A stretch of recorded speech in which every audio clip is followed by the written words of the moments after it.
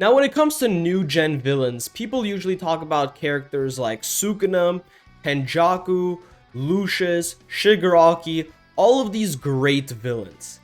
But I don't see enough people talking about All For One. And not only do I think All For One is one of the best new gen villains, I think he is definitively the best new gen villain, especially after this latest My Hero Academia chapter. But before I go over what All For One managed to pull off in this latest chapter of My Hero Academia, we first need to talk about everything All For One has done throughout the series in order to really appreciate his accomplishments. All For One is easily the most dangerous and most powerful villain we have ever seen in My Hero Academia. In the early career of his life, he was able to take over the entirety of Japan and gather up an army of a following because of his ability to take and give quirks to others. People literally saw All For One as a messiah because he gave strength to those who didn't have it and took away strength from those who didn't want it. And Japan was in ruins because of him for a very, very long time. So think about it.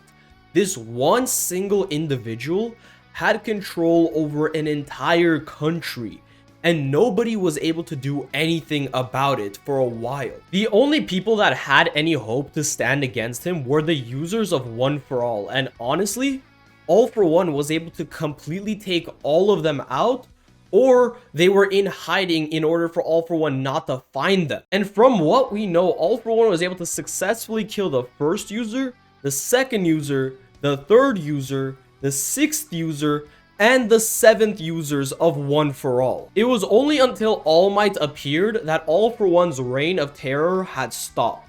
But before All Might, All For One had control over Japan for decades and nobody was able to stand up to him. Flash forward to the current arc of My Hero Academia, and now we finally get to see what All For One is truly capable of. All For One is able to use the reverse aging drug on himself in order to restore his original body. And this man runs one of the nastiest gauntlets I have ever seen. All For One gets jumped by absolutely everyone. Pro heroes, trainees, and even former allies of his own all decide to team up against All For One to try to beat him. But even while being severely outnumbered, he demolishes all of them. All For One absolutely pummels everyone. He beats both Hawks and Endeavor, the number 1 and the number 2 heroes at the time. He also beats characters like Tokoyami, and he goes on to further embarrass Hawks by taking his quirk. He had managed to single-handedly defeat half the heroes, along with the 2 strongest heroes that they had. And then an armored All Might pulls up to the battlefield in order to take out All For One, and he actually manages to give him a very tough fight. And even Stain pulls up to the battlefield in order to aid All Might. However, Stain makes no difference in this fight at all, considering he got destroyed within a few pages of being in the fight. And then All For One proceeds to embarrass All Might by showing the cameras that are live streaming this entire event All Might's body completely defeated. He makes it his mission that the entire world sees how pathetic All Might is and how All For One is unstoppable. All Might then goes for a last resort attack, and All For One completely denies this and manages to make All Might lose all hope.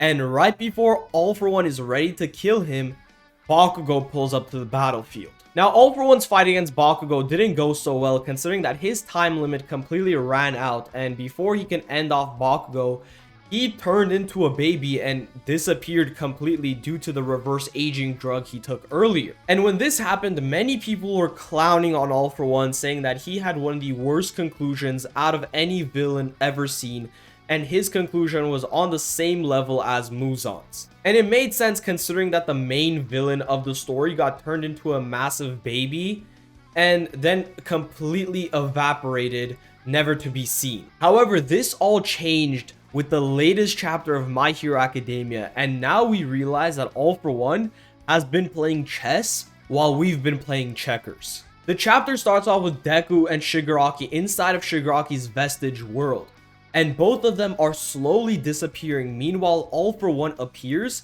and he reveals that Shigaraki has had no control and no choice over the actions of his life up until now. We learn that All For One met Shigaraki's father and realized that Shigaraki's father was so mentally weak that he couldn't manipulate him. So he manipulated Shigaraki's father into having another kid, that being Shigaraki. So Shigaraki was never supposed to be born in the first place. And then once Shigaraki was born, All For One took Shigaraki and stole his quirk and then returned him back home. Then he had Dr. Garaki copy a person's quirk, disintegration, but removed the other aspect of the quirk, which was the ability to reconstruct, and then transferred it over to Shigaraki, giving him decay. So Shigaraki was never even meant to have decay in the first place, and if he was, it was supposed to be a decay with reconstruction, the same one Overhaul had. And then All For One completely destroys Shigaraki's body and takes complete control, removing Shigaraki out from the entire picture. And then in the chapter we see Shigaraki's body, however now it is in full control of All For One, and Deku has completely lost One For All and both of his arms, unable to stand against All For One. So months ago, people were clowning on All For One for having one of the worst conclusions of all time, yet in this latest chapter we learned that this was all a part of his plan, and he had planned out Shigaraki's entire life before he was even born.